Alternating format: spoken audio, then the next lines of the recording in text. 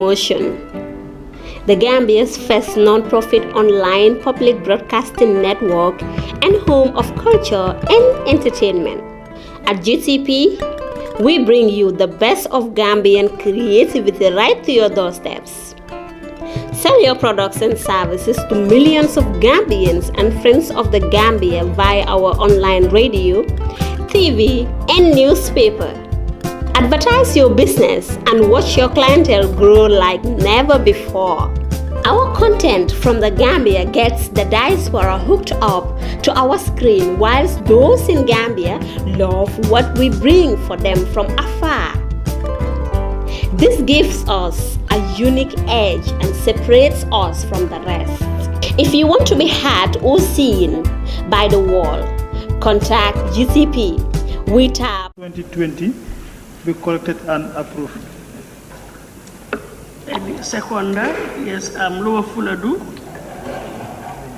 Seconded. Thank you very much. It has been moved and seconded that the record of votes and proceedings of the National Assembly sitting of Wednesday, the 17th of June, 2020 be approved. Any issues or observations from honorable members? We start with page 1. Page 1.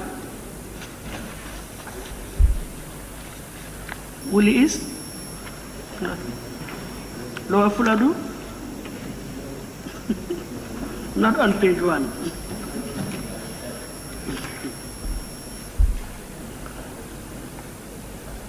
Page 2.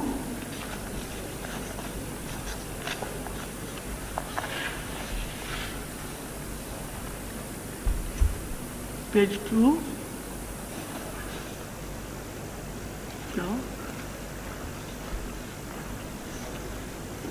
Page 3.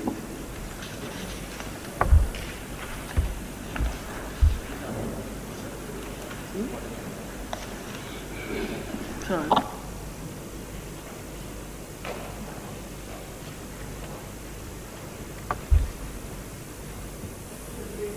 Questions, I think that's why there are no corrections there. But we start with page 7.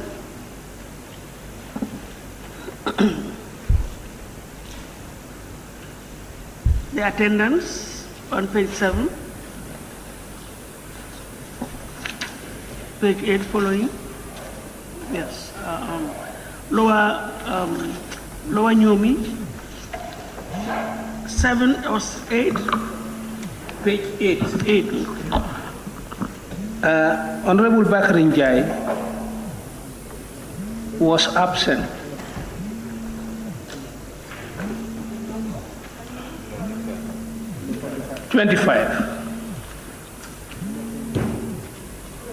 Yeah.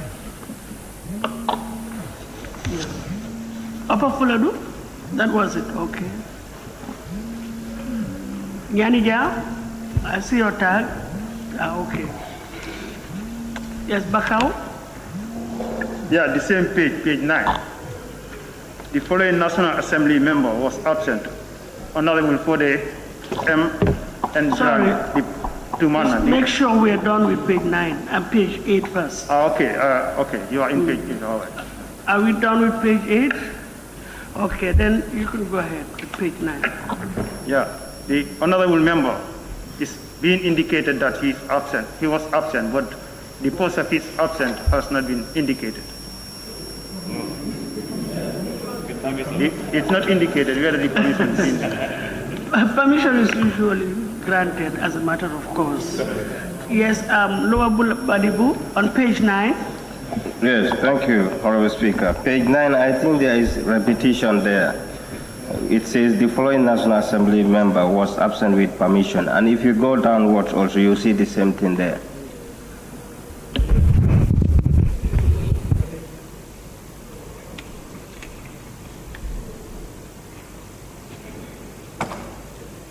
Anija? That's it.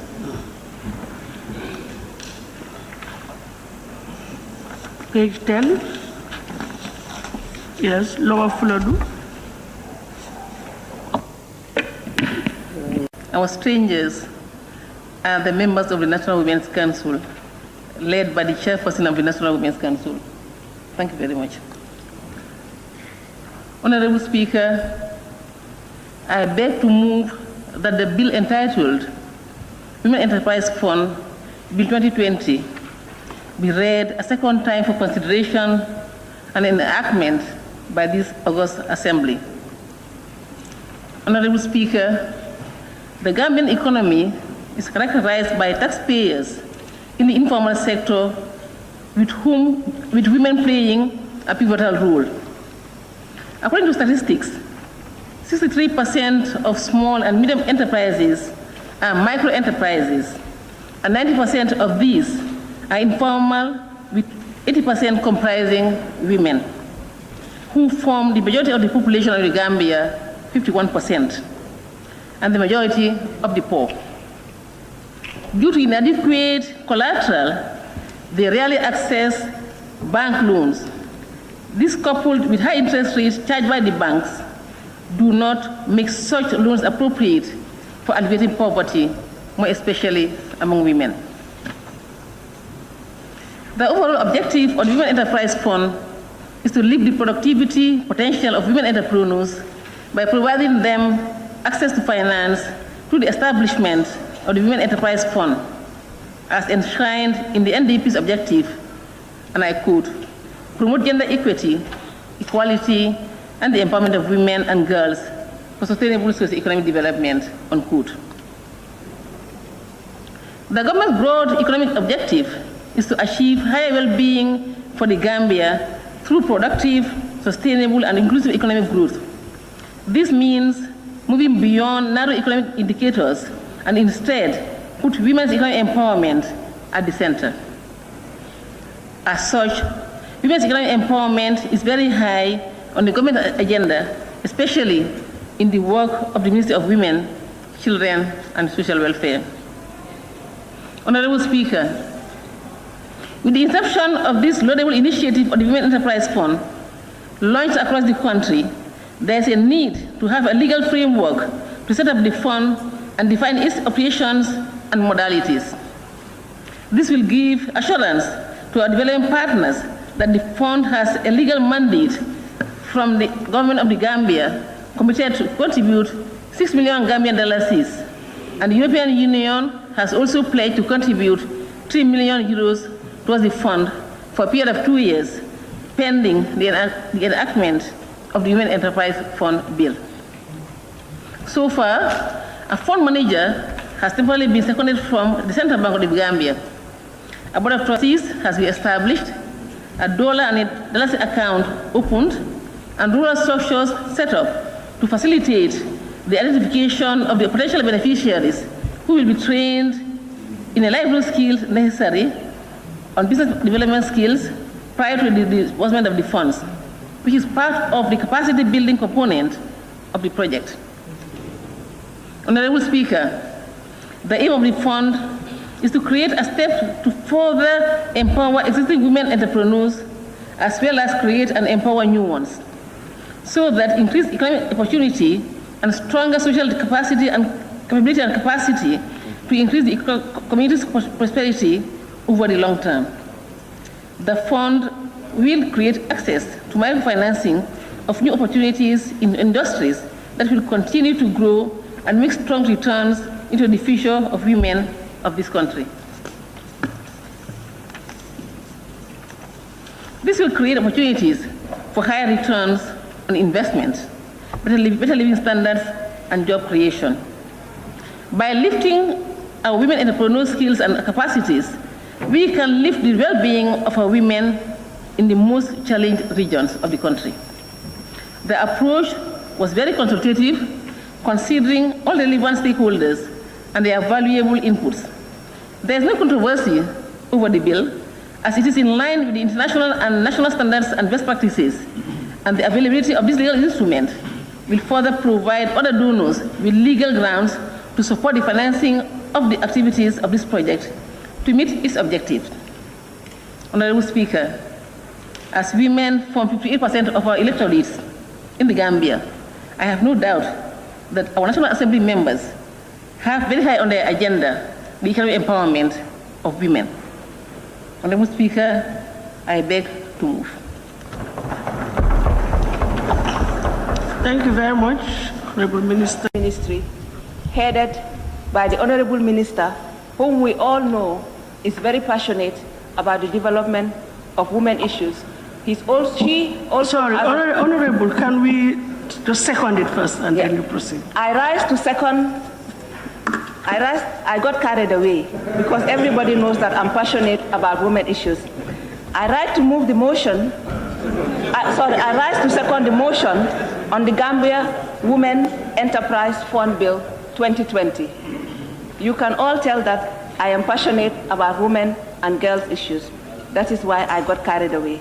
Thank you very much, Honorable Speaker, for giving me the opportunity.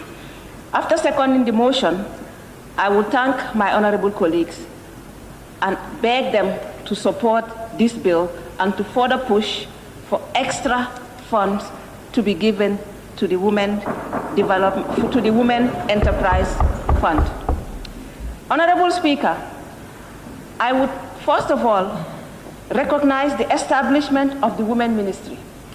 The Women Ministry had always been under the office of the Vice President, and we applaud this government for having given it a separate entity, which shows that they are committed in the development of women. So therefore, I thank my government for having given us a separate Ministry for Women Affairs, which should not be underestimated. I would also beg and indulge them to give this ministry the importance that it deserves and give them extra funding. Notwithstanding, I would also recognize the Parliament, which is the representative of the people, and also approve the initial 12 million that was given to this fund.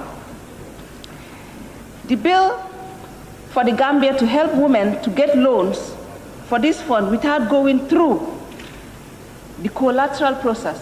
We all know how difficult it is to get loans from the banks, especially bearing in mind the patriarchal system that we run, that women hardly own properties.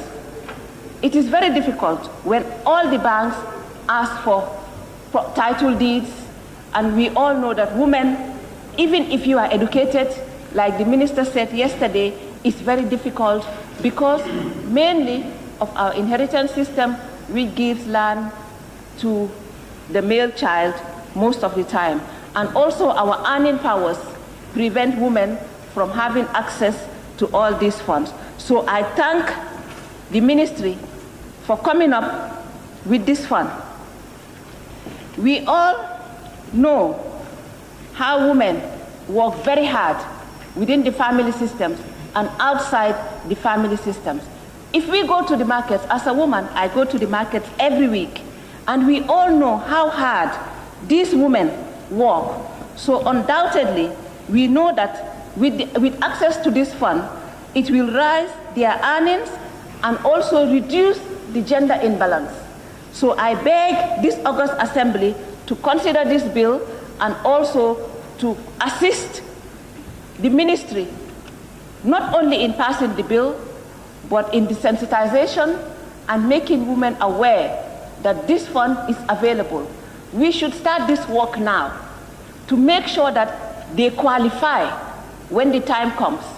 We are not only representing them, we will also teach them, we will also sensitize them on how to access these funds, not only access, but how to make these funds useful to them in order to increase their wealth, to increase their knowledge, and hence their livelihood, and then not only their livelihood then, but also being 52% of the population, it will also increase the economic status of this country. Thank you very much, Madam Speaker. Thank you. Honorable Minister for Women, Children and Social Welfare. Thank you very much. Now, in accordance with Clause 67, Subclause 1 of the Standing Orders, I will now open the floor for debate on the general merits and principles of the bill. Any honorable member who wishes to take part may do so by raising his or her constituency tag. And I'll start with the honorable member for Talinding. Thank you.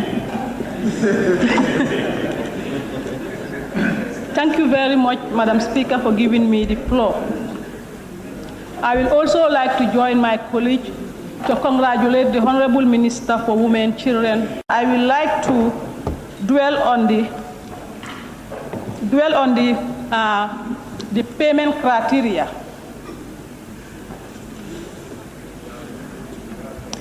I will commend the ministry. Yes, let's deal with the general principles. The debate will come afterwards to the merits, but yeah, it's the general principles and merits of the bill now. It is going to be centered on the general principle first.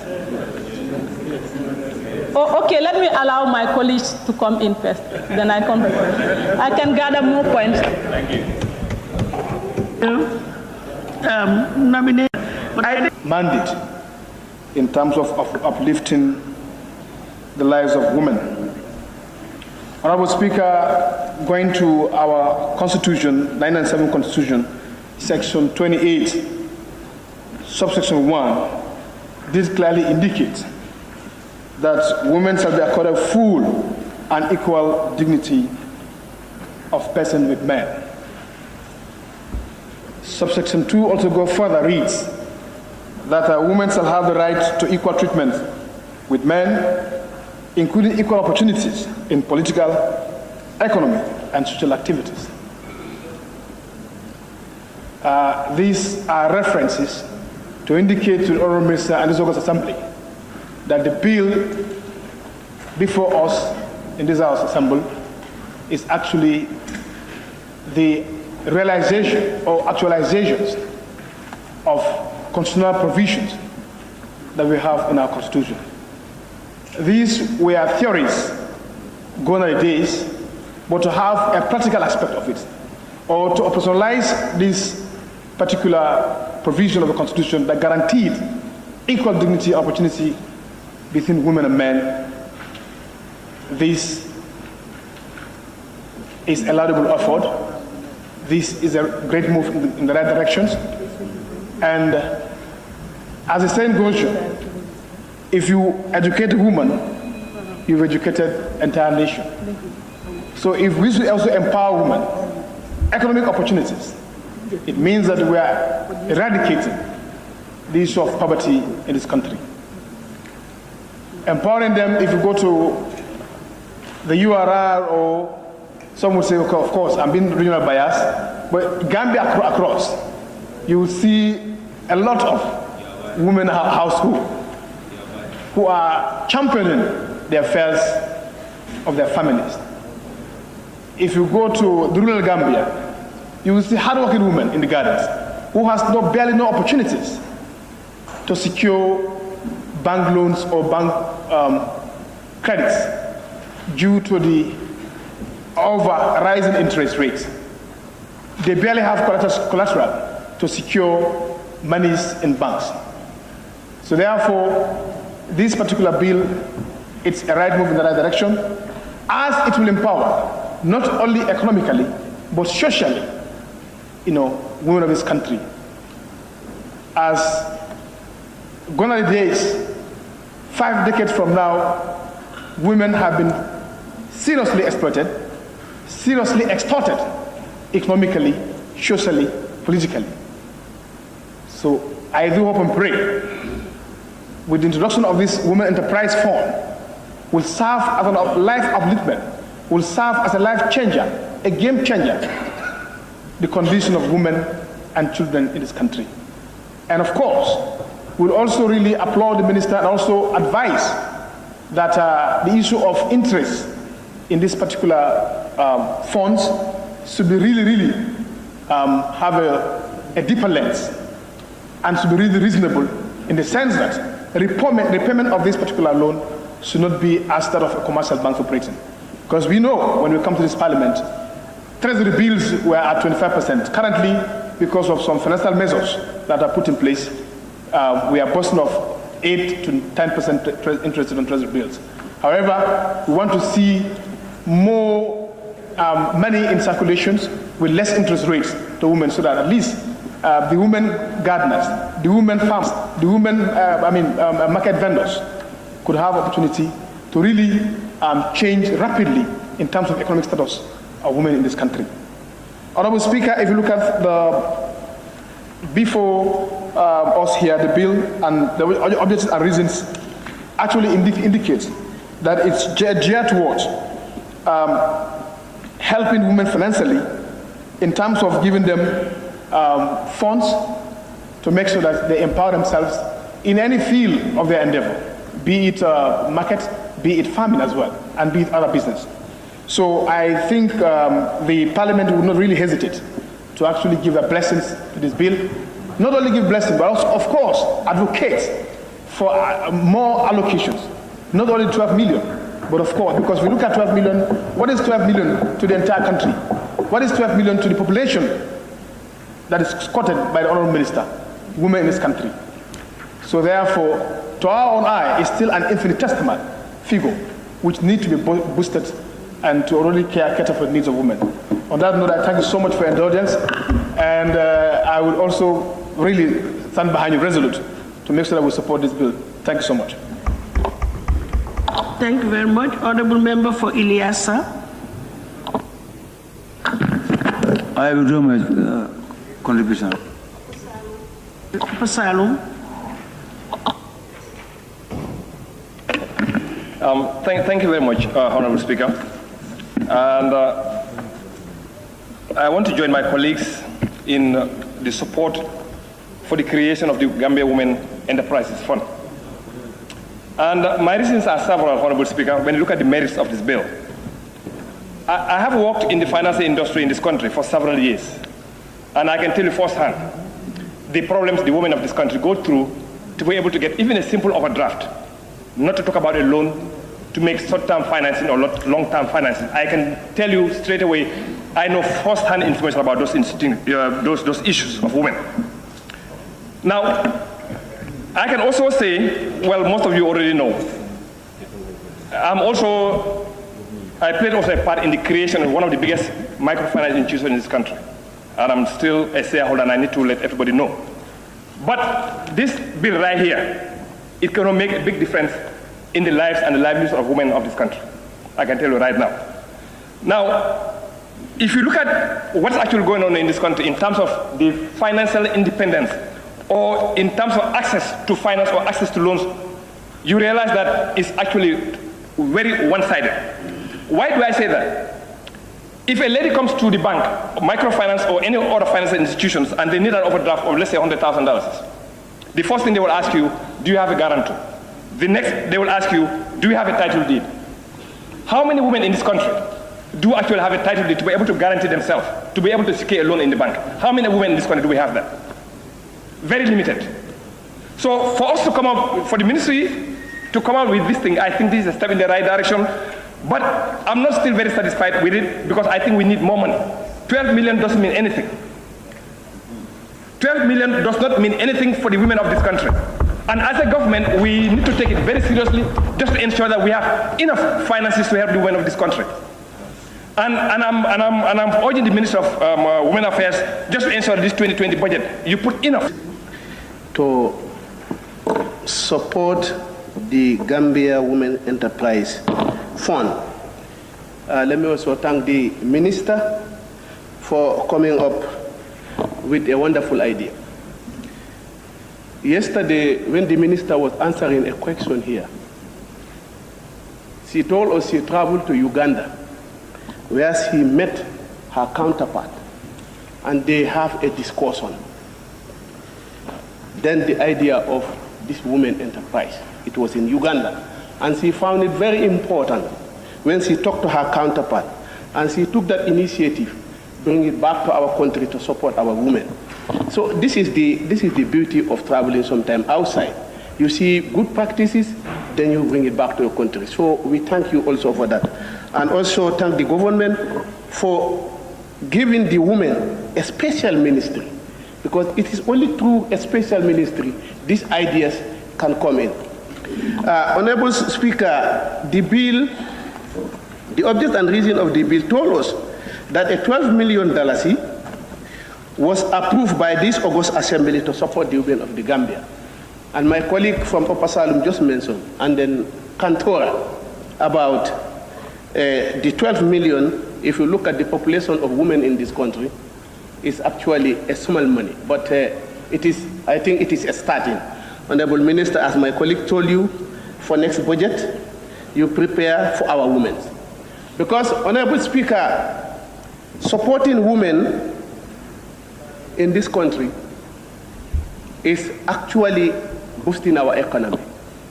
Because every business transaction in this country is carried out by women. Just go to the Serekunda market now. All the horticultural products in this country, our fish, everything is done by these women.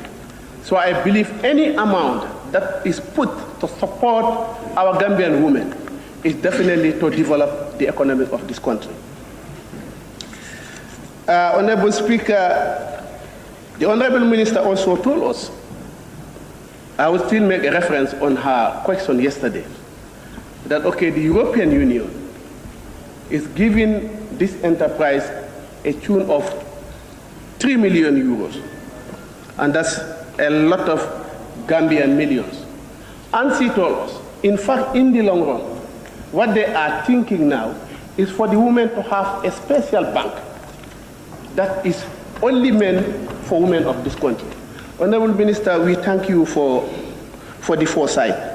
And then I think if the women of this country are able to have their own bank, the issue of interest rate, as my colleagues have said, would reduce. The issue of collateral will be reduced. So the women will not have that extra burden to be going to the commercial bank, charge with interest rate, which is actually in turn make them poorer. Because if you take a loan from the bank and you are charged an interest rate of at least 20–25%, you end up being poor than making you rich. Honorable Speaker, I think I need not to belabor a lot of time. Since we have the second debate, third reading, I will reserve myself until we come to that. Thank you, Honorable Minister. Thank you very much. Honorable Member for Nyanija. Thank you.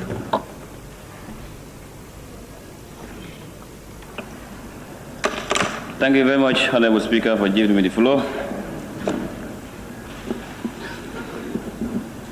Honorable Speaker, before starting, I just also wish to join my colleagues to thank the Honorable Minister and her team, of course, for coming up with this initiative, which you know that is timely, and then it is definitely worth commending from their side.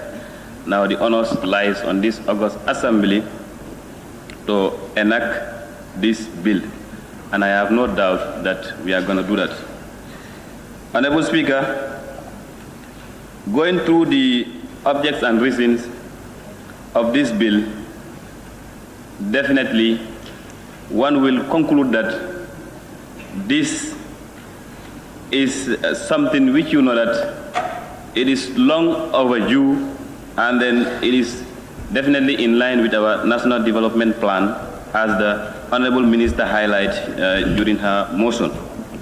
Honorable Speaker, the plight of Gambian women in this country definitely is something that needs to be looked at. Long time ago, you hear, or every time now and then you hear, women empowerment, gender equality here and there. But to me, many a times I just say these are just issues which you know that people are reading on black and white and also on scripts. But definitely, if you go to the ground, actually, these things we realize, because still now these gaps exist between men and women. If you go to the, like my Honorable Landed from Upper Salum highlighted, if you go to the banking sector, some of these loans for women to acquire some of these loans is also a problem. If you go to the employment, there are still gaps between women and men, and many other indicators which you know that one can name from here to evening. You wouldn't finish between the gaps. That is between the gaps between men and women. So, Honorable Speaker, coming up with this thing, I think definitely it is a welcome move. because definitely it will encourage women to enter male-dominated sectors and thereby changing the mindset of financial lenders and also providing new opportunities for women to learn, grow, and develop entrepreneurial business. This can also make women escape poverty and improve their living condition and also economic status, and also the general economic status of this country. And as I said earlier, it will also give them those employment opportunities and whatever, which you know that it will increase their own economic status. Honorable Speaker, without going further, looking at the general principle and also the merits, as I highlighted, of this bill, definitely, as I keep repeating, it is a welcome move, and it is also in line with the National Development Plan, and I have no doubt that this Honorable August Assembly will enact it. If you go back to the provinces, most of the hard labors that are done on the farms, in the rice fields, and also on other issues that are done at the household level and are done by these women. Just take your vehicle right now, you say you are going to the provinces along the highway. You see many women struggling to clear their farmlands and also doing other things just to be able to prepare themselves for the rainy season. You see, sorry to say, sometimes you see women struggling on the farmland and you see men sitting at the bandaba drinking ataya and doing other things. So definitely these things are realities on the ground, and anything that we should do and that we're supposed to do to support these women, I think it is definitely a welcome move. So Honorable Speaker, by way of supporting, I just wanted to bring these ideas and also encourage my honorable colleagues to enact this. Thank you very much. Thank you very much, Honorable Member for Sabah Sanja. It's a row. Okay. Thank you very much, Madam Speaker, for giving me the opportunity. First of all, I want to join my colleagues to thank the Honorable Minister for the initiative, equally to the government for having a separate unit or ministry for women, children, and social welfare. That is a commitment, and it shows that they have regard to the very vulnerable of the society. Madam Speaker, looking at this very bill, nobody is saying that it is controversial. As the mover have already said, it's a very simple bill, and I think it attracts everybody's opinion and mind to have this bill in place. I just want to mention a few things that are very important. If you empower one woman, you empower a full family. If you empower a man, you empower one individual. So that disparity is happening, is there. Situation of the Gambian women, especially the rural women, will be uplifted. Madam Speaker, when we come to the general debate or real debate of the bill, we will give our observations and some of the suggestions we may have. But as we are discussing the general merits and the principle of the bill, I think it is worth commending that this government take this initiative. Most of us have also highlighted that the amount is small. But for me, it's okay because it is a start. We are just starting, and we start with a very reasonable amount. We will see what will happen with that amount. If it convenes the Gambian people and the General Parliament, I think come the next budget, whatever you bring, we may double it for you. And that is, by the way, to just tell you that let us organize our women, let's sensitize them, let's tell them how they can access these funds and reduce all those kind of constraints that may distract them or that may affect them from having access to these enterprise proceeds. I think that is very important, and I know you have, with your foresight, you have plans for that. It's just by way of, talking, but I know you have plans for those kind of activities in the future. So, Madam Speaker, without taking much time, I believe this bill, everybody who stand here and talk will support it. It is a procedure, and we have to go by that procedure, that this bill, that bills that are tabled in Parliament must be committed to particular or to portfolio committees. If not, I was just going to suggest that this bill we could have just discussed it and finished it today. But that is not the procedure, and we have to go by our procedures. That is what I wanted to highlight, Madam Speaker, and without taking much time, I beg to take my seat. Thank you. Thank you very much. Honorable Member for Sandu. Right, thank you very much, Honorable Speaker. First of all, I will seize this opportunity to thank the Minister for Women's Affairs, who has endeavored to think positively about women in this country. Honorable Speaker, I will agree with my honorable colleague, that is a member for Upper Salum. These bills should be more than the bill, the name itself. Because when you look at the bill, the importance attached to it, we should also take in cognition that the statistic of women in this country. If you look at the money that is involved at the initial stage, Madam Speaker, even if the ratio of men to women is 1 to 2, statistically, women will double men in this country. So if you look at only 12 million and 3 million euros, I don't think that is a significant amount of money that should uplift the difficulties laid on women in this country. I think the objective of this bill should be to seize the dependency and also the helplessness of women in this country. If you go to the rural area, Madam Speaker, the type of job that women undertake, honestly, if you go there, you see that this is unnecessary for women to involve in this. And when you compare the responsibility of women and men in this country, definitely you know that what women work, men don't work that hours. Men can only work from 8 to 4 p.m., which is only 8 hours, but women can start their work as early as 4 a.m. in this country, up to bed again. So we are all witness to that. So what is important here is to make sure that something is put in place that will uplift the livelihood of women in this country. We have financial institutions here. The like of SDF, you have Supersonic.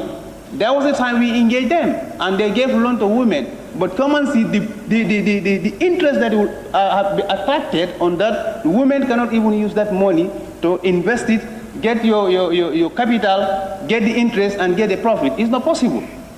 So definitely, I think this is something, not only to, come to the parliament, I bring this bill because it's my tenure, we have women enterprise. It's more than that. The objective should be very, very clear, and should be clear thinking that when we agree to this, it's not this type of money that we will promise the women that it will uplift their life. It's not possible. So we go back again, we have our statistic bureau here, get the data, then go to the budget and put a significant amount that can benefit women in this country. But not only to come with a bill like this, then the whole nation, maybe the radio station, TV station, yes, Parliament has approved a bill just by the name. But the significance is to make sure that the dependency ratio is seized, the helplessness of women are torn. Definitely, I think that's what we should be thinking. For me, I will support this one, provided I have the data, the minister can provide the data of women in this country, that will help you to make informed decisions. Not only to come with a bill, pass it in the parliament. At the end of the day, women will not even know what is the importance of this. Like today, we have women councils here, representative. By the way, they should even try all the women councils in this country. Either you can speak English, you cannot speak English, but you are here to take ownership of this bill, that the bill is meant for the women. And it's even more than to create bank for only women. We can get a bank, we can get banks here, financial institutions, they can get bank here called investment bank. You give loan to women, they take that loan at a minimum rate.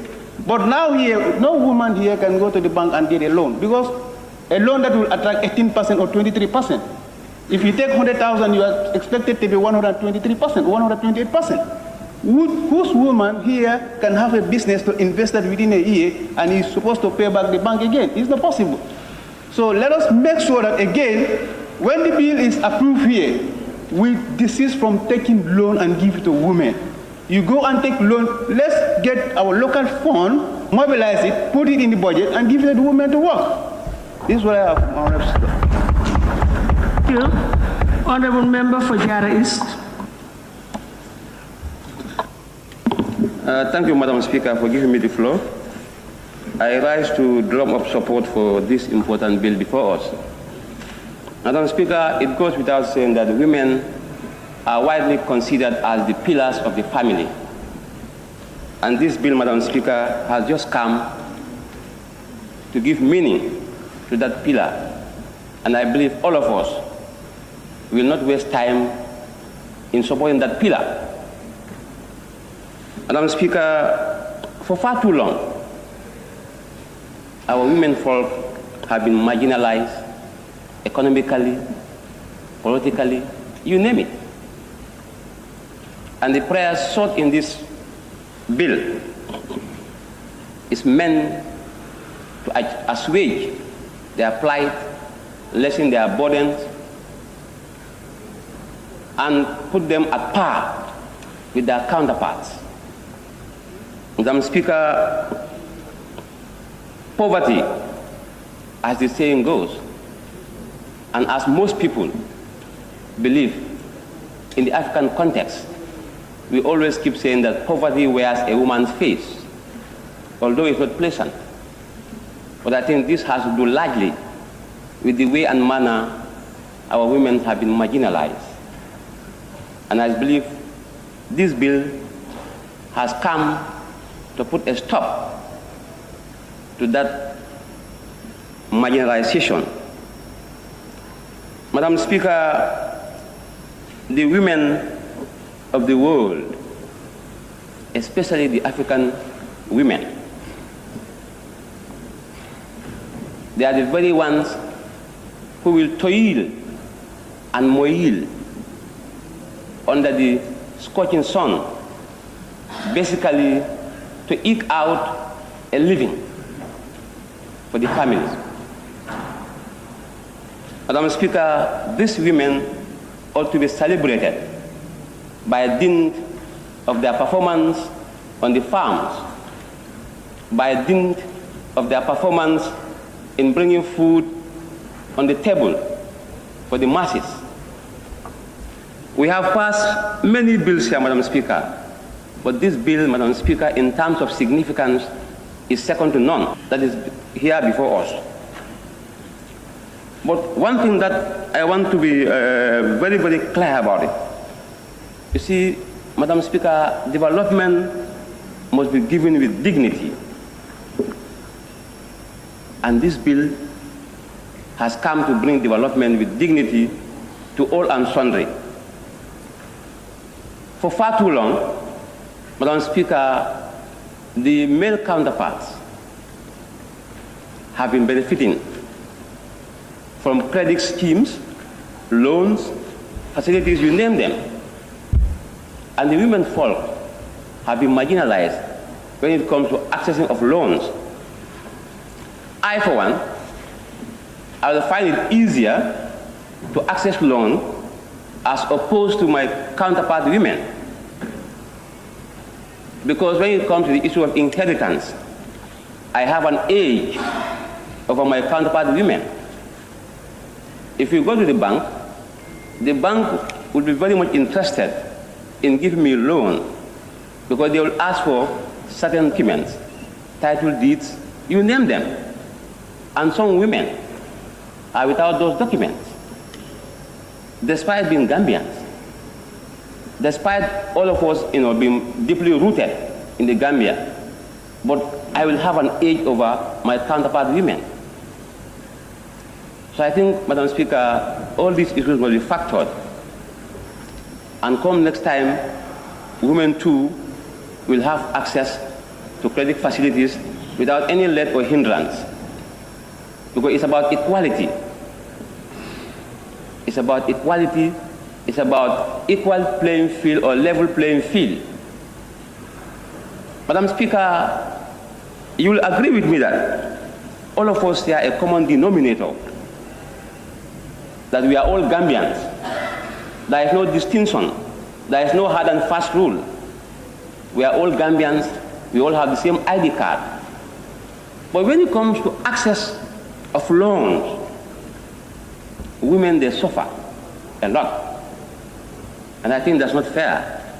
So I believe this bill has come to nip that in the bud.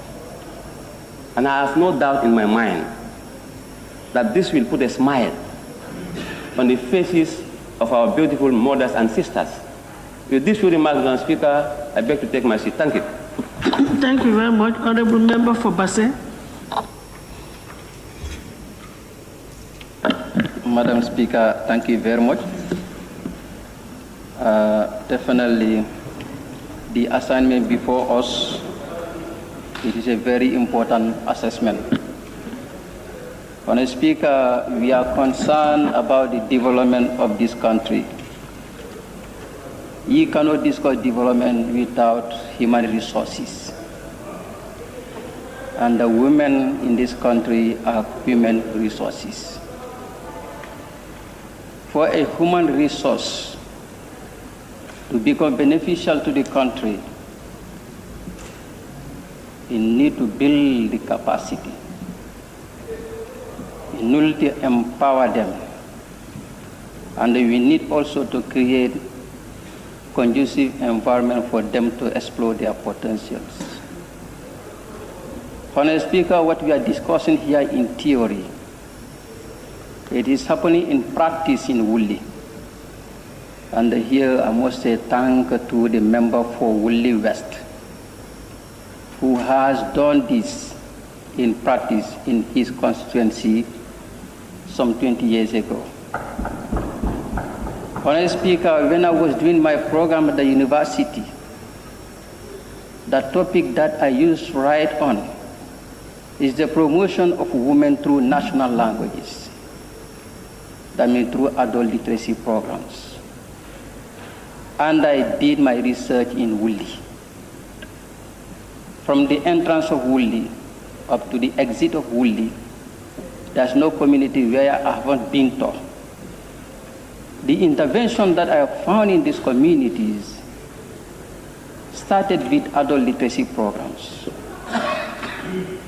They have been recognized as human resource. Their capacity has been built. They were trained skills. They were given seed monies. And today they are contributing significantly to the socio-economic development of this country.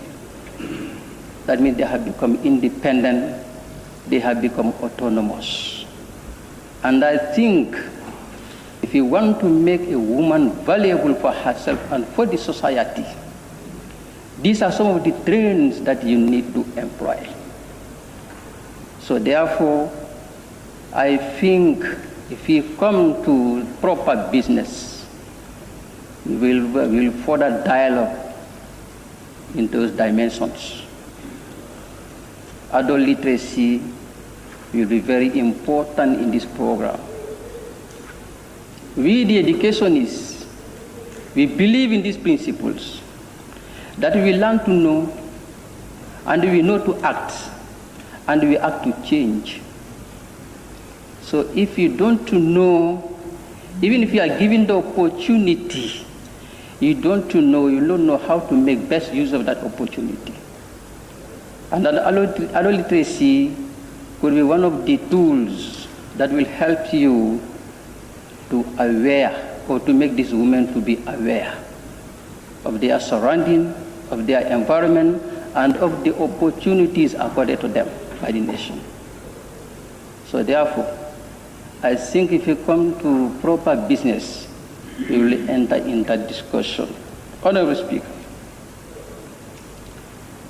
it is high time that we think positively and we act with responsibility.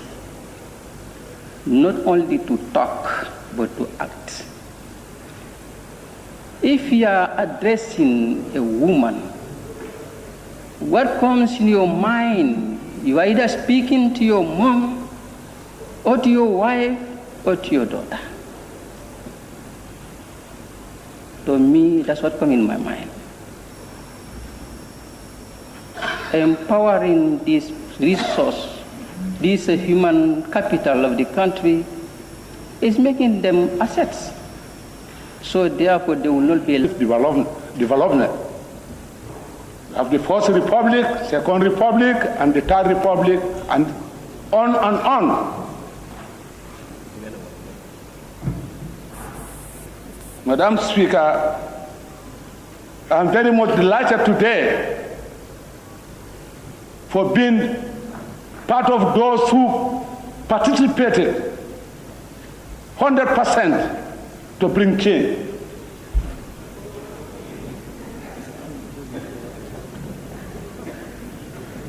Madam Speaker, that's why I said, with your permission, I'm laying the foundation.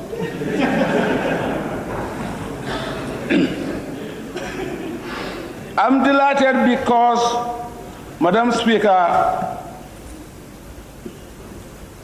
as the previous speakers has deliberated their concerns about the women of this country. Madam Speaker, I served the First Republic in the National Assembly. I served this August House in the Second Republic and the Third Republic, Honorable Speaker. I do agree with the previous speakers, Madam Speaker. Women have been definitely. I'm a grandfather and a father. We all know, to be honest to ourselves,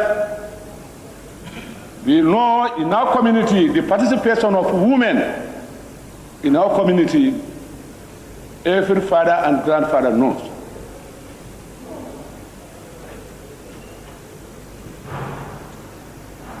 This is long overdue, Madam Speaker. This should have come since the First Republic.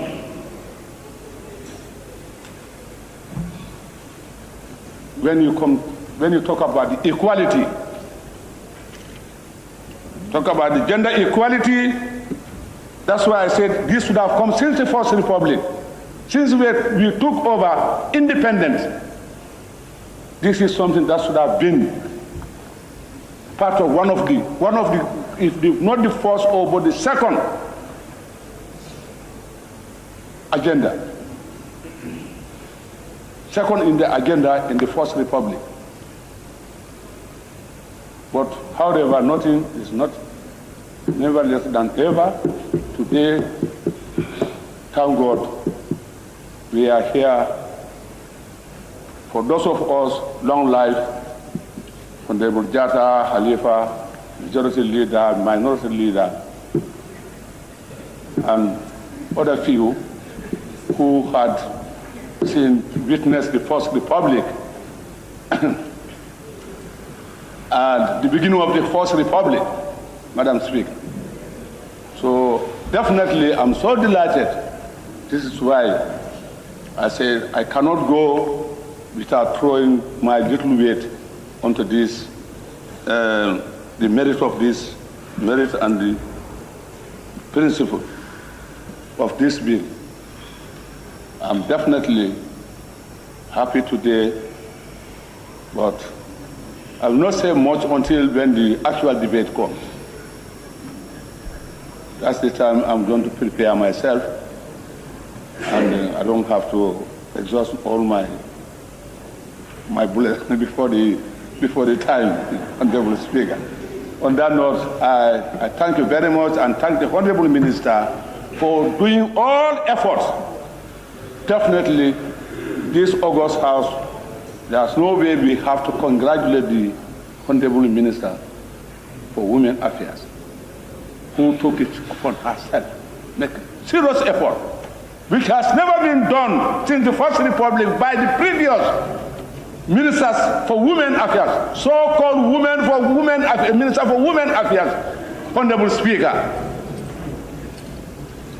This is what we expect from a honest and loyalist Gambian, a citizen, right?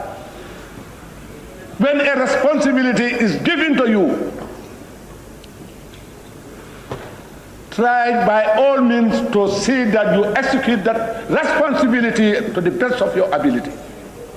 This is what is required by each and every citizen. Madam Speaker. Madam Speaker, people are giving responsibilities. We are in this August House, we know. I'm not going to call names, but if I am in the position of President Adam Barrow today, what we are realizing this session, I would have appointed all the women as cabinet ministers. I have been saying it in this August House here, Madam Speaker. Take the bull by the horn, Madam Speaker. Time is not on our side. I have seen the cabinet ministers, women, their intervention in this August House is remarkable. Cannot be compared with some of the men cabinet ministers who comes in this house.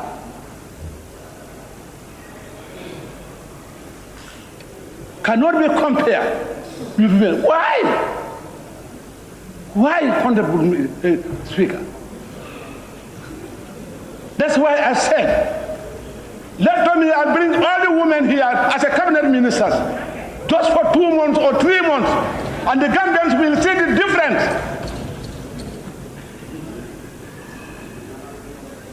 Yesterday we have a female minister here for agriculture. Since the beginning of the transition, cannot be compared. A woman, and then men want to look low upon women. Those days has gone. Those days has gone. Women are participating. They are more capable, million times, than so-called men. Yes, I know we are all very happy. Please come. Madam Speaker, Madam Speaker, please allow me to just add 1 minute. Madam Speaker, you see, the reason of saying all this because I'm so happy. It's because I'm happy, that is why. But because I'm unhappy because of what I have been seeing. What is going on in this government, this transition? On the side of the men, the responsibility we are giving to them, they were not doing it. People want to work for their own head.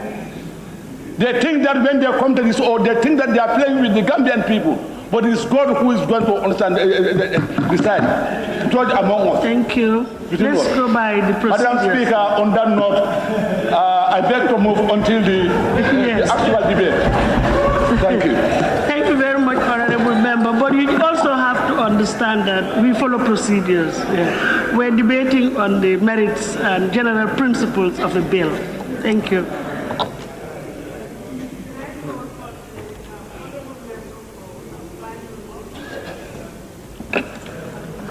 North, yeah. Thank you very much, Honorable Speaker. I believe I want to also, as the others did, say that this development is welcome and it is necessary. But I don't also believe that we are just interested in establishing an institution that is going to enable the women folk to access funds, an issue all the time that in our country, in the Gambia as it is, the potentials are there. They are there, they are latent, but they are not being harnessed. And one of the measures or interventions that we can undertake to address marginalization, to address poverty, is to help develop this value chain. I know the remit of this fund we had established is going to be the generation of funds and the disbursement of funds. But I am also suggesting that if we can evolve other mechanisms so that they will encourage this value chain if the woman, a group of women, by the way, this fund is not meant for individuals, it is meant for groups. Like you can have a group of women in Nyanija, for example, or in Wuli, or in Sandu, in Basse. They want to access the funds to engage in horticulture. They have access to funds. This institution gives them that opportunity to access funds. They have access to funds. And then they engage in production. They have produce. But it stops there. Who is coming to pick the produce from the gardens, from the farms? I think this fund should also think along those lines. How do you also empower another group? You can encourage them. Because the conditions are that you have to be in existence for a period. You have to have the bank account. I think it's even important for us to even consider. Some of these things might be stringent. How can we loosen it? So that as many women as possible can gain access to this. Of course, according to the minister yesterday, it's for all women in the country. But definitely priority is going to be given to rural women. But I can even say, yes, priority can be given to rural women, but urban women can also benefit. Like I said, if we have to identify this value chain to empower the groups along the line, so that it will come up to the point of, yesterday I was talking about helping women to have kiosks in neighborhoods, street corners, where they'll be selling fresh produce, vegetables, horticultural produce, poultry, eggs, chicken, even fish. So I don't want us to treat this as an end in itself, that we have an established institution, financial institution, that will be disbursing funds to women. But here is an opportunity where we'll be disbursing women for funds, but also assisting them to be economically productive.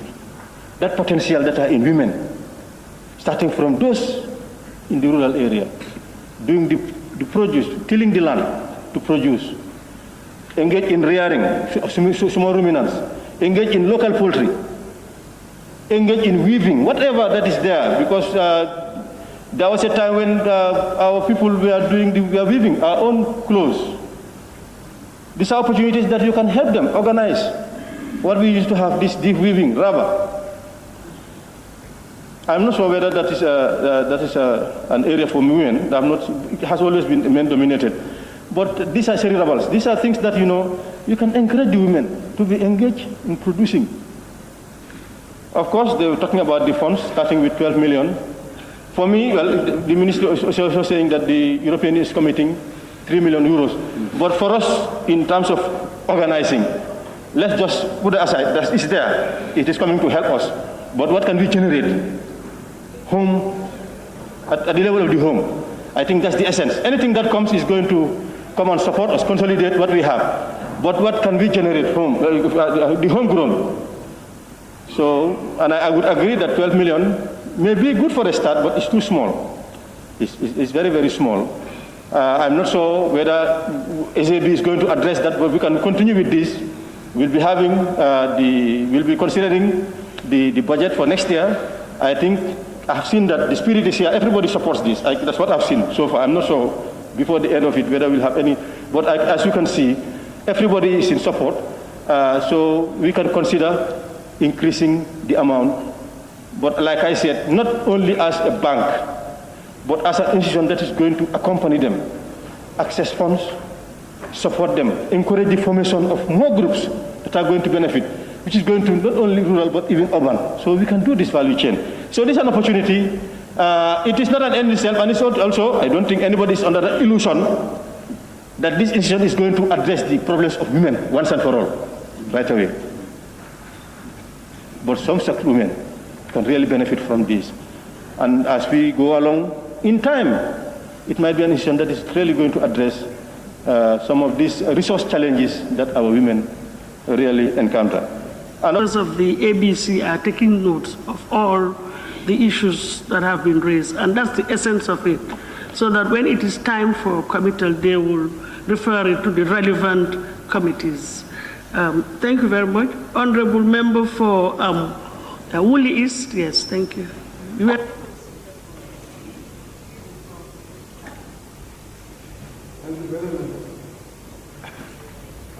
Speaker, I thank the Minister for bringing this bill at this time, because we've been clamoring for such things. I could remember raising a parliamentary question, unfortunately to the Minister of Justice on this matter, which is still not answered.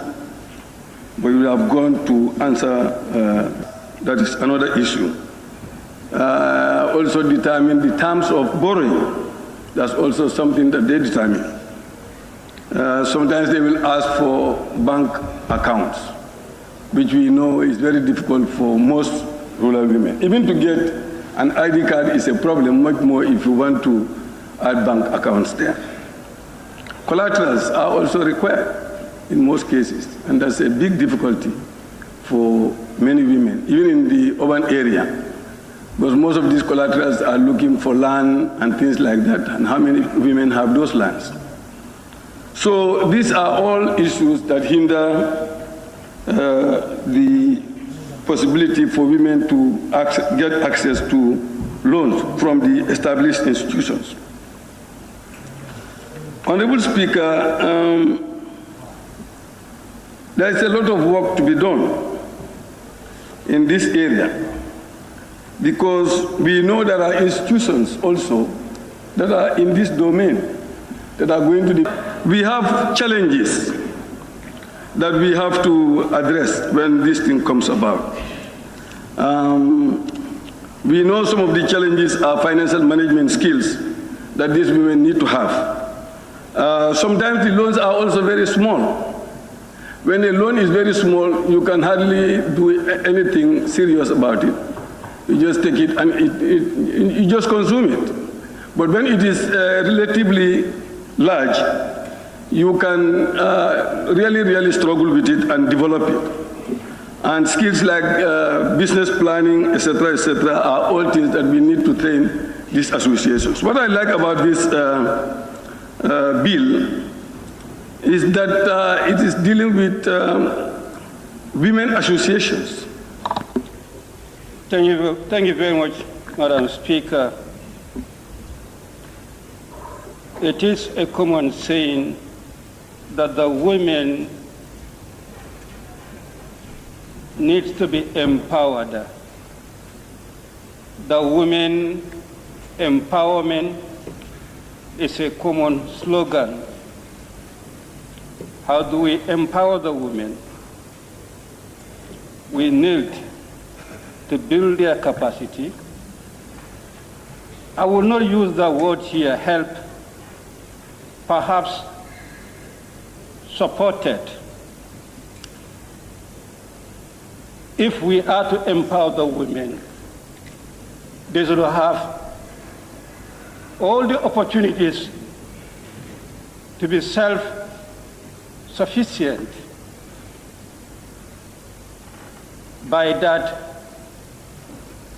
they should be educated and economically strong.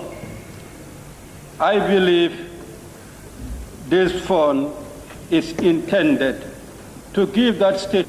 Socially, the women groups tend to divert the funds for their social needs, which may not actually serve the purpose of the initiative. I mean the social needs, we all know traditionally what the women engage themselves in. Whether actually that is the objective, that is something supposed to be looked at. And finally, politicizing the initiative is something we have to strictly put into consideration and check it. From the level of the Women Bureau, the Women Bureau produce very strong women. I believe the institution was strong. That was why it produced very strong women. But I must add, let it continue to be the Women's Bureau, but not a political entity. And I want to put to the Women's Bureau to replicate that to their lady councillors. Let them quite understand they are not political figures. They are the representatives of the women, despite what party color. They will have a stake to play as far as the utilization of this fund and management will be concerned. But that will depend if they solely adhere to their status, that is, they are not political entity. This is not the norm as far as the lady councillors nowadays in this country are concerned. If the women will be given this kind of avenue, politicizing it will make it fail the same way other initiatives fail. This is the word of advice I will give to the minister. Thank you. Thank you. To see what is going to be the report of any committee that will be responsible for looking into the bill. But Madam Speaker, I first thank Honorable Minister to come with a bill of this kind. There has to be in our system long time ago.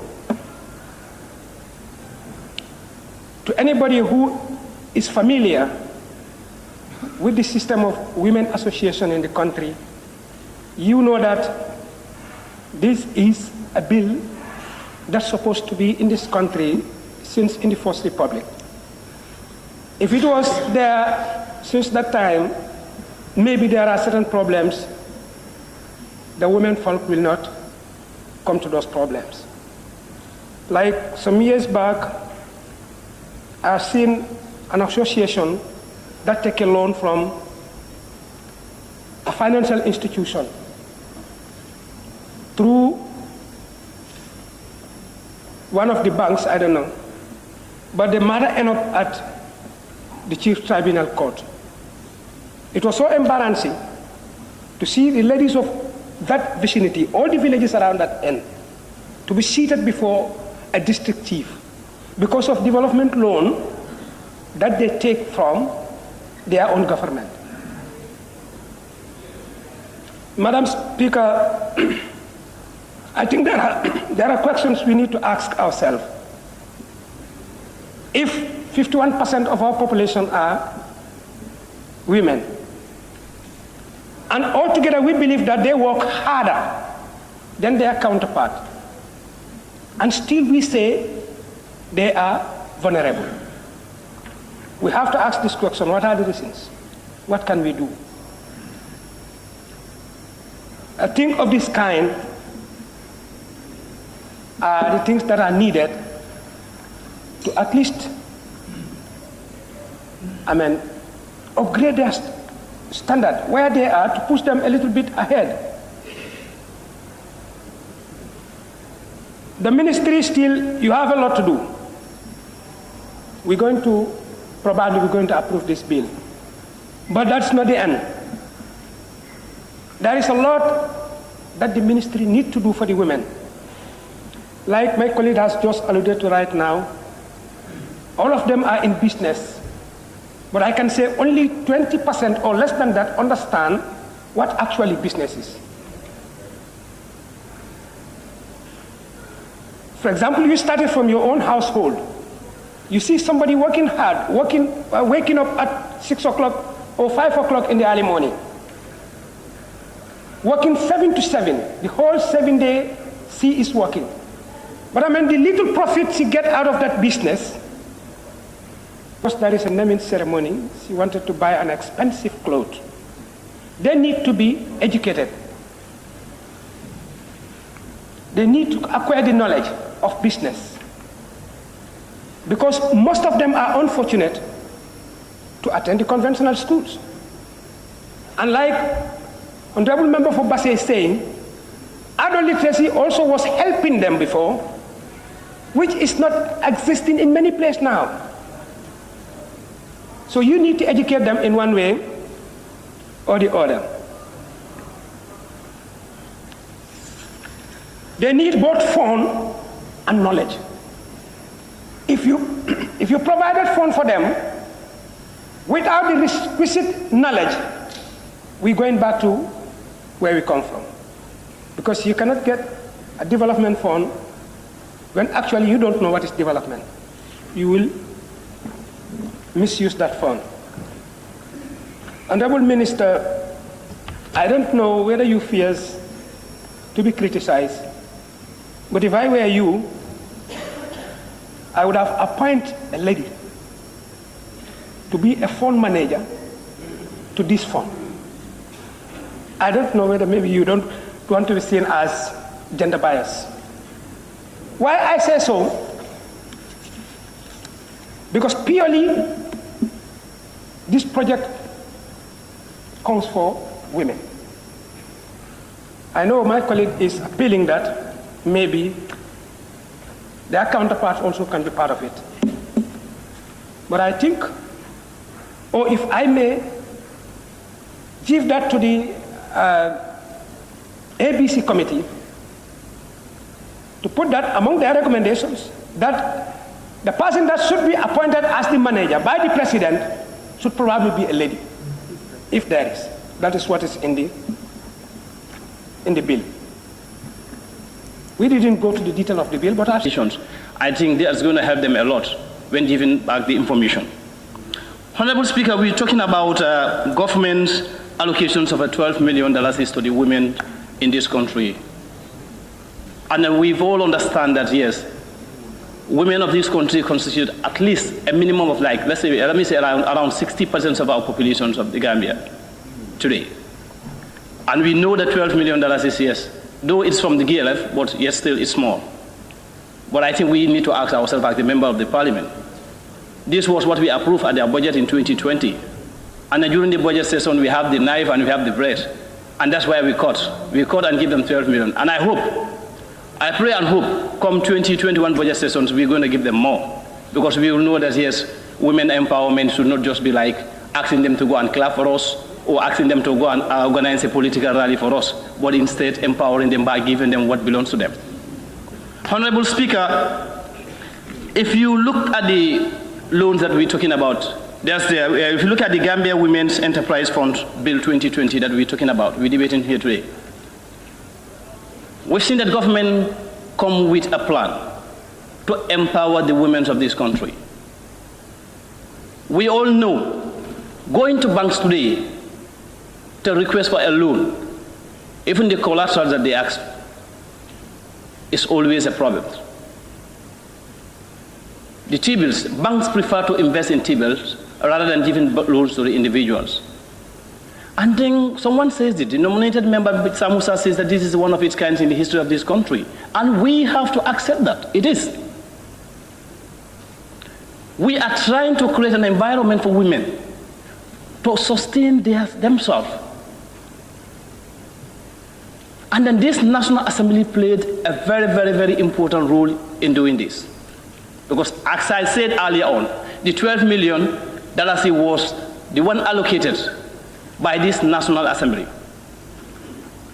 Yes, if we stood here today and said that, oh, the 12 million is too small, we could have just increased it. I think maybe during those days we did not know how we should empower our women. Because looking at the National Development Plan, it's clearly stated the role of a woman in our society. But I think it is a high time for us to ask ourselves, what did we have for our women? It's important, not just organizing them a political rally, but instead empowering them with funds. And not just to allocate the 12 million or 30 million euro from the European Union. I don't believe, when it comes to the donors, I don't believe in those funds. What I believe is that what we can raise as a country, a local fund, and support them. Because when we depend on the 3 million euro from the EU or wheresoever, how about if it did not come? How about if we did not meet some of their conditions? Because some of those monies that are coming always come with the conditions. They will always come with the conditions. And if you fail in achieving those, you will not have that money. So in a situation that we find ourselves in that, what will we do? That means that we are saying that this bill that we are approving here is going to fail. So I am urging this August Assembly, hence going forward, let us be serious with the women empowerment in this country. And it's not just a matter of giving them this 12 million of money, but let us think of a kind of a training for them. Because we know our budget 2020, the Gambia budget is based on the PBB, that is the program-based budgeting. That's what we are doing. Let's look at the tangible programs that, at least if we give them that money, they are also going to spend this money on those areas and then develop themselves. Honorable Speaker, as I said it earlier on, there is no bank in the Gambia here that is just designed to give loans to the women in this country. I didn't see that bank in this country. So having government in place that have a political will in supporting the women, I think we should all embrace it. Honorable Speaker, I will not waste any time. I will not waste a time with this. I am supporting this bill 100%, and I beg to take my leave. Thank you. Speaker, I wanted to recognize the establishment of the Women Ministry in this country. For far too long, when I was working for a community-based organization affiliated to Child Fund the Gambia, we have been working with women across the Western region. And these were some of the things whenever we met women, these were the advocates that they come with, that, you know, we have to be independent, we have to work for ourselves. How do we do that? And when I come to Parliament, I have been part of engagement where women try to advocate for their own independence. And today we are there. The ministry has been established, thanks to the government of the Gambia, that we are giving them the opportunity to be independent and then do their own things for themselves. We are discussing about the Women Enterprise Fund. I believe it's a semi-autonomous agency under the Ministry of Women's, under the Ministry of the Women and Children and Social Welfare, that entirely seeks to provide, you know, or help support women to have access to finance, to be able to, you know, establish or start or expand what they already have. Perhaps. I can say this is the first of its kind that we have such a bill, but I will totally disagree with some of my colleagues about having such kind of fund in this country. It's not new. Women were supported with funding, whether social development fund, whether NGOs or not, but we all know the history that happened. I think we are here to make a new history. And we are here to look at the objective, what went wrong, and how we can make it right now. That's the time. And one thing that we should understand, the bill is not a war between men and women. And it's not here to suppress men and uplift the status of women, but it's here to work as players in the development. Madam Speaker, the Honorable Minister made mention that women are pivotal role player in the development of the country as far as the economy is concerned, which I agree. Madam Speaker, our women, I don't know what went wrong, whether it's the way we communicate to them or it's the way projects were introduced to them, but we still have a problem in communication. And there are a lot of projects, sectoral projects, that came in the name of empowering women, that came in the name of... Madam Speaker, if you go to the other subsection, you will see to read that in this subsection 3B, the persons bear their fair share of social and national responsibilities, including their responsibility to contribute to the development of the country. and C, a balanced development of all parts of the Gambia, improvement in the quality of life in rural communities, and redressing economic imbalances between rural and urban communities. I believe this bill can address that. With this bill, we can empower our rural women. We can ensure that the difference between the urban dwellers, urban women, and rural women can be easily closed. There could be a link once the fund is properly managed. Madam Speaker,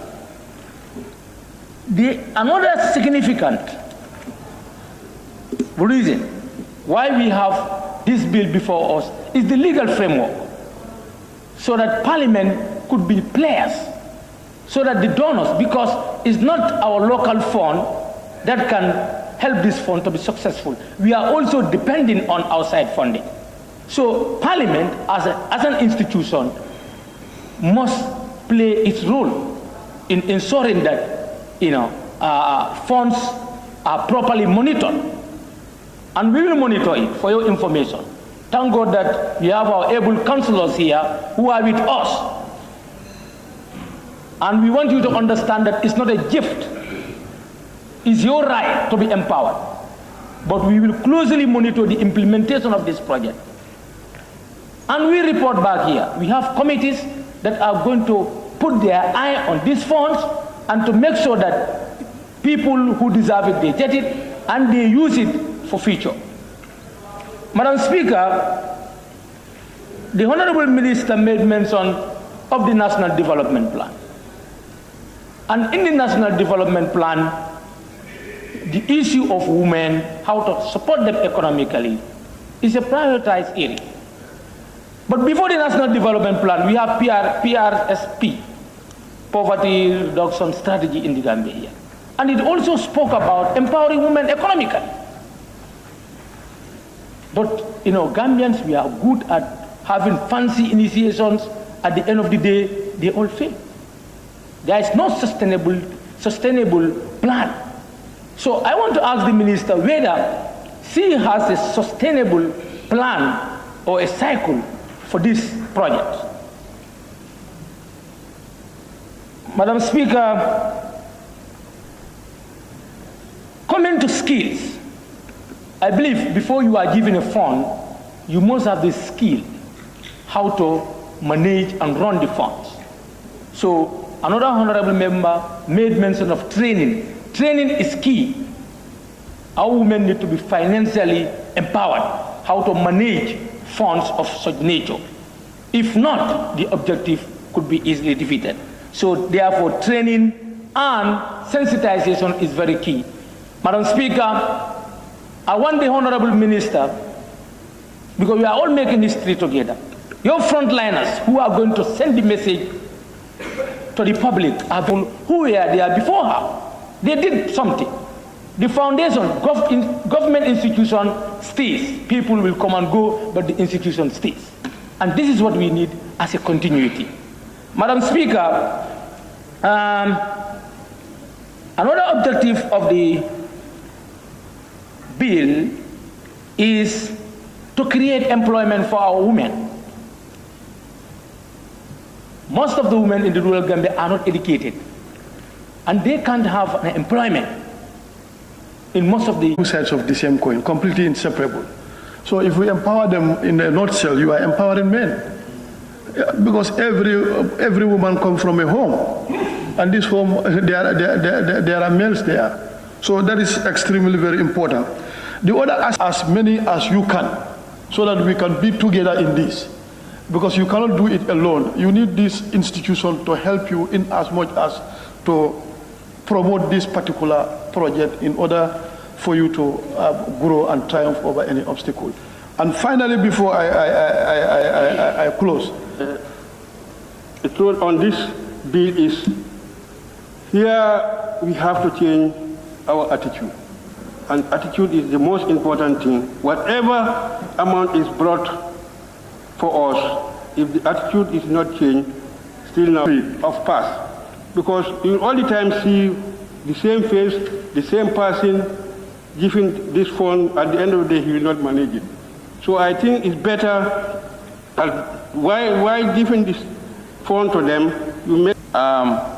Madam Speaker, this is the time that we want to see that definitely they want to help the women. When they say women empowerment, it is somehow big. But on a woman, as others said, if you educate a woman, you educate the whole nation.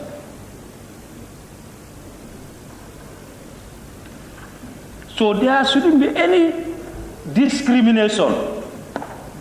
I'll make sure that when going to junior secondary school, you will not go to public school, you will go to private school. And that happened. She did that through the petty business that she was doing and joining these schools. And how wish was for us to go to university immediately after high school. But unfortunately, that couldn't happen because she retired and she was ill. She was not able to continue doing the business. Believe me, Madam Speaker, we'll be able to make it. But only if we happen to increase this amount, because it's very limited. We have to help the ministry to have significant amount of money to make sure that this project will be sustainable, to ensure that sustainability will happen.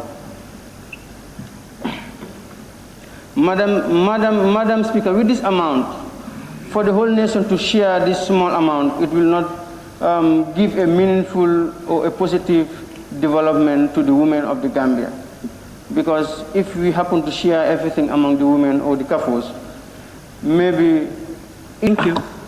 Thank you very much, Honorable Speaker. I will want to speak on the merit. And looking at page 18, it gives us the objects and reasons in terms of the bill. Honorable Speaker, this is situated under Section 101, subsection 2 of the Constitution, which states very clearly that no bill, other than a bill referred to in subsection 5, shall be introduced into the National Assembly unless it is accompanied by an explanatory memorandum spelling out in detail the policies and principles of the bill. And that is why what is before us must be properly scrutinized in order to assist the minister to be able to attain the object of introducing this framework in order to promote funding of women enterprises. What is an enterprise?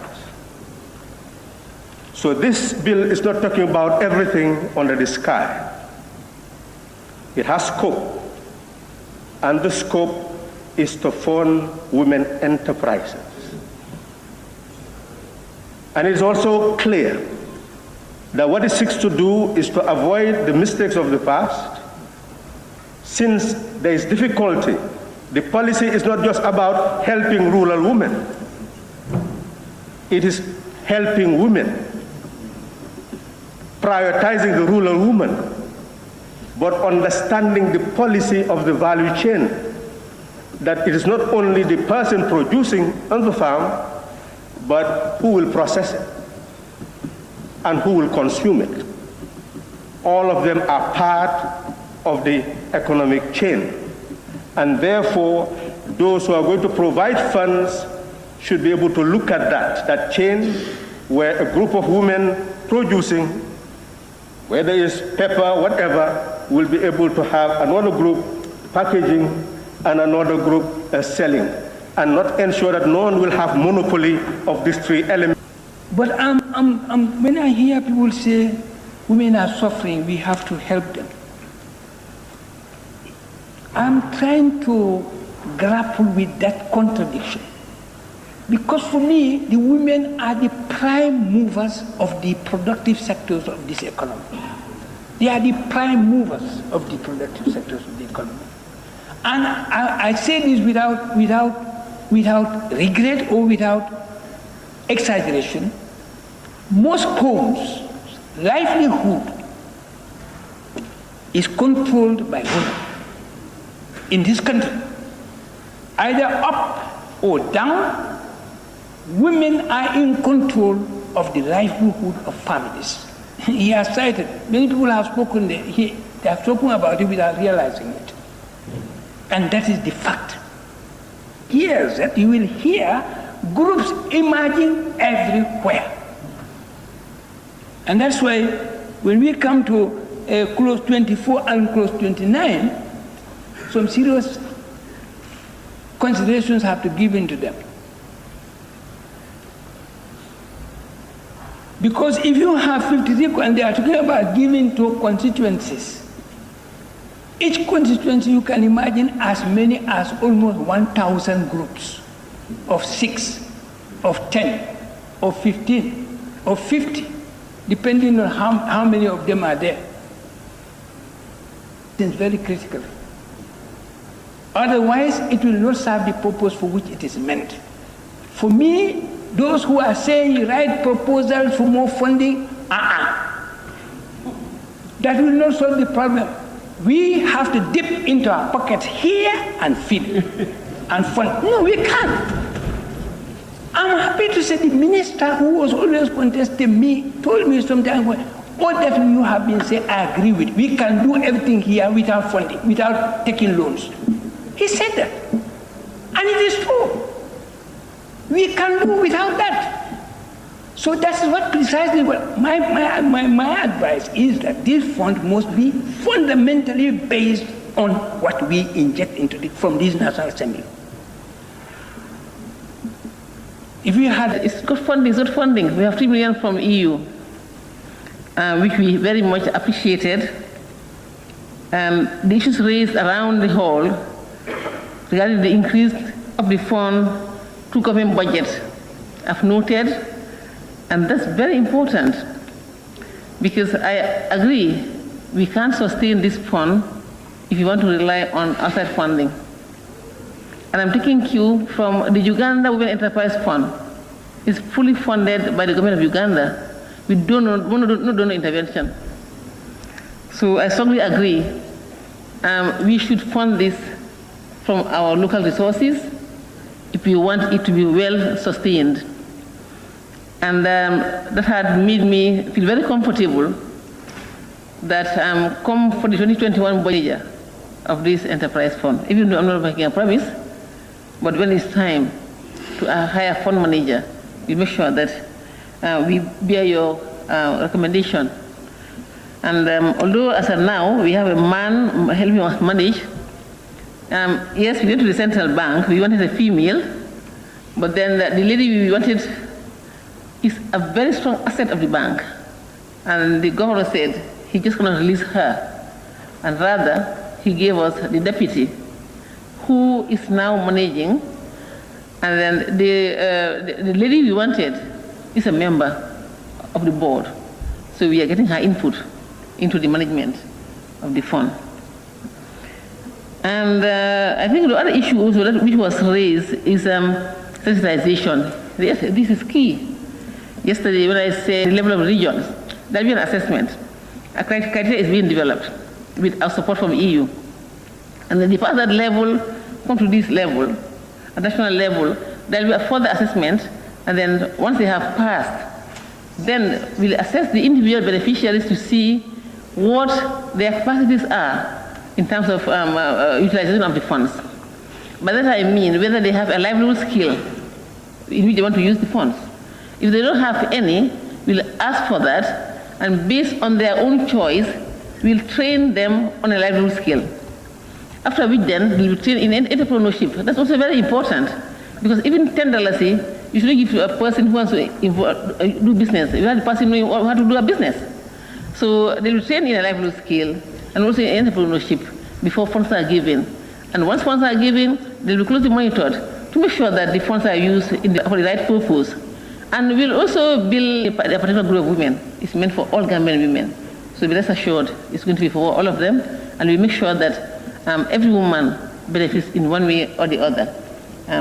Just to say that thank you very much for all the support that you have given, and we want the support to also be in action, to be implemented. By that I mean, when we come for the budget for 2021, we want to see more funds allocated to the Enterprise Fund, of course with the support of the National Assembly. Thank you very much. Of the whole House. Thank you. Clerk, well, yesterday we were here till after 4 or 5, but I understand some people had a break for lunch. So I don't know what honorable members would wish. We have another bill, which is the disability bill, whether we proceed. I think we can proceed. To ensure that the rights of persons with disabilities are being respected, and hence the development of this bill. The said bill was discussed in Cabinet on the 8th and 15th of February 2018, reference number CP 21. This bill has created an opportunity for a section of the people who are overlooked by society. That's the disability people. And all this bill seeks to do is to give them that opportunity that they can play their right, they can take part in these ones. Remember when I was chairman of the American Council, we are very much involved into helping them. But then if you look at most of the structures, as I rightly said, the National Assembly and most structures are not disability friendly. So there's need for institutions and departments to take this bill when it comes into an act of National Assembly so that they can take it seriously. Because having a bill is one thing, its implementation is where the devil lies. So we must make sure whatever entails in this bill, when it transforms into an act, make sure it's implemented in the best interest of the disabled people. On that note, Madam Speaker, I once again want to thank the Honourable Minister through the government of the day for bringing a long-awaited bill that the Honourable nominated member has been crying over and over in his final here, and I thank you all. Banjul hard. She's worked since I've met her. The objectives, as clearly stated, are to promote dignity and provide equal opportunities to persons with disability. Like one of my honorable colleagues have said, the word disability is a bit negative. I would rather say people that are physically challenged. Because I have a child, people would not say she is disabled, but she has a condition, and that is a disability.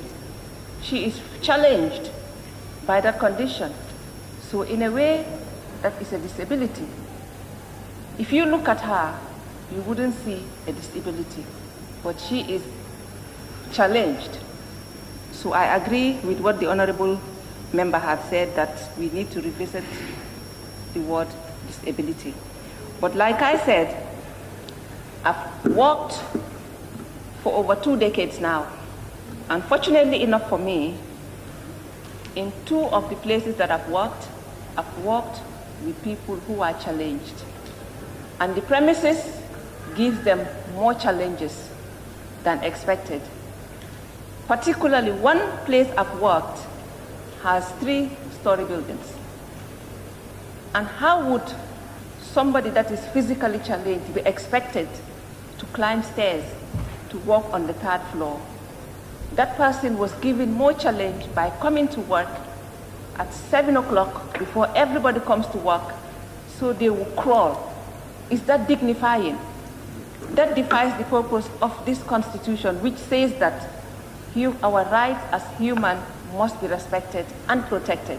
So that by that virtue, that person's rights were abused, and it was ignored not only by the institution. In different ways.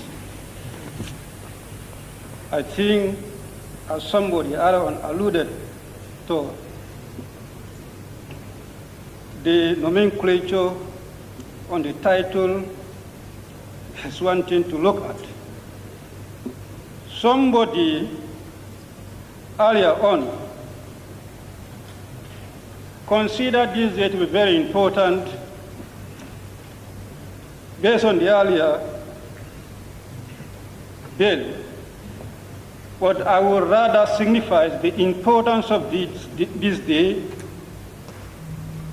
on this bill that is currently laid before us. one step to all-inclusive Gambia that people tend to be regarded as differently able. Today, they can breathe the air of inclusiveness in the Gambian society. This is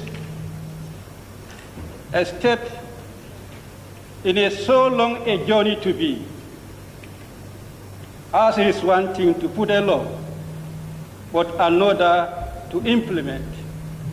As another honorable member alluded and emphasized on the need for the strict adherence to this particular law to make it possible for the people considered to be differently able to realize the inclusiveness in the society. The laws, if passed, will not address the issues of discrimination and protect the rights of the differently able, and thereafter support them to enjoy the society that they should fit to live in. On that note, I wish to thank Honorable nominated member Nelson Shaker, who his colleagues should consider a true representative. She is here for you and she served you well. But I want to add the whole assembly is here for you. That is why anytime she speaks, we'll never hesitate to add our voice to her, and we'll continue to give that support to her. Today, or we cannot make it an act today, and then all of a sudden we want government to put all those structures in place or facilities. It has to take some time. With that note, Honorable Speaker, I want to assure the Honorable Minister that the bill is timely and is very essential, and then be rest assured that it is going to have a smooth sailing. Thank you very much. Thank you. Central Badibu. Thank you, Madam Speaker. I would also like to join my colleague to thank the Honorable Minister for bringing such an important bill before us. Madam Speaker, as my colleague rightly said, the bill is timely and is in the good spirit of our Constitution. If you look at the provisions of 1997 Constitution, it is clearly stated out that, the disabled, we might call them, they have a right. They have fundamental rights, and those fundamental rights should not be compromised. Madam Speaker, Section 31, Section 33 of the Constitution clearly stated out. Section 33, protection from discrimination. If you look at subsection 4, with your permission, I might read. In this section, the expression discrimination means affording different treatment to different persons attributable wholly or mainly to their respective descriptions by race, color, gender, language, religion, political, and other opinion. Such descriptions are subjected to disabilities or restrictions to which persons of another such description are not made subject or are accorded privileges or advantages which are not accorded to persons of another such description. Madam Speaker, these rights have been spelled out in our Constitution, but time immemorial, the rights have been infringed, they have been violated, they have been denied of their fundamental rights.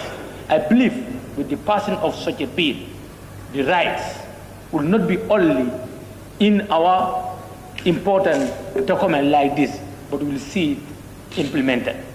Madam Speaker, if you look at the United Nations Convention, the convention clearly stated with the articles from Article 1 to Article 50. And if you look at those specific articles, for example, with your permission, I can quote Article 4. The general obligation states parties must inter alia, review and revise legislation, promote universally designed goods, services, and facilities, and develop policies and programs to implement the convention as consult with disabilities in doing so. So, Madam Speaker, I think we are in the right direction. This is what we are doing now. And I believe the government of the day will be fully ready to ensure that implementation is done. To have laws is one thing, to implement them is another thing. So we must have good policies as the article states, and we must make sure that the facilities are looked after. So we must be ready to ensure that we work with the facilities. So, honorable members, you all know that the new ministry then need more funding. And or through accidents. So therefore this bill that is before us, for me, is not actually meant for the group of people that we call disabled people currently. It is meant for everybody, whether in this parliament or outside the parliament. As long as you're living, there is a possibility of you becoming a disabled person. So this is about us, not about them alone. This is what we need to understand. Until today, the issue of disability, or people living with disability, have not been seriously picked up by the government. And I would like to look at few institutions that are supposed to pioneer this cause, and not necessarily from the Ministry of Women's Affairs. You know, when we look at the education system, our education system has deliberately and systematically discriminated against people living with disability. When you go to schools, our classrooms are not accessible to these people, especially people who are bound to wheelchairs, people who use wheelchairs. Our classrooms are not accessible to them. The doors are narrow. You can't go into the classrooms with you can't go to class. You can't access the classrooms in wheelchairs. When you look at the teaching and learning materials, they have completely neglected them. Even in mainstream schools, where you can have few cases of disabled students, the teaching and learning materials that are in those institutions, in those schools, have discriminated against them. You can't use them. I have been a teacher. I have seen situations where I have some disabled children or students in my class who have not been catered for in any way in terms of teaching and learning materials. I had students in my class who were visually impaired, but who were in the mainstream schools and are using exactly the same facilities with people we consider as normal students. And these students have faced a lot of challenges when it comes to education. In the health sector, when we go to the health centers around the country, the health facilities are not accessible to them. So today, if this bill is brought before us, I think it is an important milestone in our drive to try to provide each and everyone their fundamental human rights, because this is a right, apart from being... You have my full support and the support of my entire team. I also want to applaud this August gathering and to say I'm quite impressed by the level of commitment I've seen here today. Promotion. The Gambia's first non-profit online public broadcasting network and home of culture and entertainment. At GTP, we bring you the best of Gambian creativity right to your doorsteps. Sell your products and services to millions of Gambians and friends of the Gambia via our online radio, TV, and newspaper. Advertise your business and watch your clientele grow like never before. Our content from the Gambia gets the diaspora hooked up to our screen, whilst those in Gambia love what we bring for them from afar. This gives us a unique edge and separates us from the rest. If you want to be heard or seen by the world, contact GTP. We tap, nurture, and promote Gambian talents and businesses. Think promotion, think GTP. For all your event coverages, religious gathering, naming ceremonies, weddings, documentaries, music videos, TV and radio commercial, and more. We also do design and print jobs of all types, logos, business cards, brochures, flyers, t-shirts, coffee mugs, banners, billboards, catalogs, and magazines. We also do lamination and projector rentals. We are the first Gambian non-profit online public broadcasting network with over 300,000 active followers across all social media. Contact GTP on 750-3654, 750-3654 or